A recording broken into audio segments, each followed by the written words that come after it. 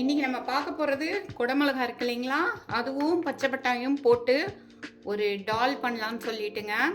இதுக்கு தேவையான சாமானம் பாசிப்பருப்பு கொஞ்சம், துவரம்பருப்பு 2 ஈக்குவல் அமௌண்ட்டில் போட்டு ஃபஸ்ட்டு நல்லா பாயில் பண்ணிடலாம். அடுப்பில் வாணலி வச்சாச்சு. டாலுக்கு தேவையான நல்லா ஃப்ரை பண்ணிடலாம் எல்லாத்தையும். இப்போ வந்து கொஞ்சமாக நான் ஆயில் போட்டிருக்கேன். 1 ஸ்பூன் ஆயில், 1 ஸ்பூன் கீ. எப்போவுமே டாலுக்கு வந்து கீ போட்டால் நல்ல ஃப்ளேவர்டாக இருக்கும். 1 ஸ்பூன் போதும், போட்டுடலாம். போட்டுட்டு தாளிப்புக்கு வந்து கடுகு ஒரு மீடியம் ஸ்பூனில் ஒரு 1/2 ஸ்பூன் போட்டுடலாம். சீரகம் ஒரு ஸ்பூன் போட்டுக்கலாம். இப்போ கடுகும் சீரகமும் வெடிக்கட்டும். ஒரே ஒரு ரெட் சில்லி இது மாதிரி ஸ்ப்ளிட் பண்ணி போட்டுடலாம். 3 பச்சை மிளகா அதுவும் ஸ்ப்ளிட் பண்ணி வச்சுருக்கேன், அதையும் போட்டு கருவேப்பிலை ஒரு கொத்து அதையும் போட்டுடலாம். இது எல்லாம் கொஞ்சம் லைட்டாக ஃப்ரை ஆன அப்புறம் பூண்டு ஒரு 10 பல்லு உரிச்சு வச்சுருக்கேன், அதை போட்டுறேன். சின்ன வெங்காயம் ஒரு 20 சின்ன வெங்காயம் இதையும் போட்டுறேன். இது கூடவே கேரட்டை போட்டுடலாம்.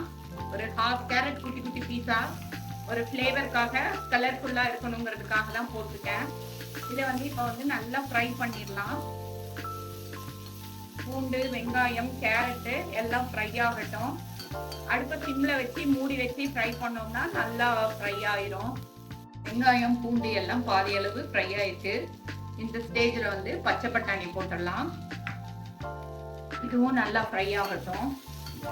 நல்ல காய்கறி வந்து ஓரளவு ஃப்ரை ஆன உடனே தக்காளியை போட்டுட்டேன். இப்போ குடமிளகாவையும் போட்டுடலாம். தக்காளி குடமிளகா ரெண்டையுமே ஒட்டாவே போட்டுடலாம்.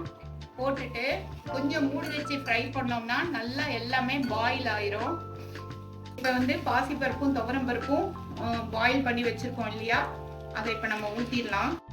இந்த டயத்தில் வந்து தனியாத்தூள், சீரகத்தூள், அப்புறம் தனி மிளகாத்தூள் கலந்து வச்சது இருக்குது. ஃப்ளேவருக்காக ரொம்ப லைட்டாக, நிறைய இல்லைங்க, ரொம்ப கம்மியாக ஒரு 1/4 ஸ்பூன் இருக்கிற மாதிரி போட்டுக்கிறேன். போட்டுட்டு ஒரு 4 சொட்டு லெமன், நிறைய வேண்டாம், ரொம்ப இருந்தால் நல்லா இருக்காது. ஒரு 4 சொட்டு லெமன் பிழிஞ்சிட்டோம்னா நல்லா கொதிச்சிருச்சுன்னா நம்மளோட டால் சூப்பராக ரெடி ஆயிருங்க.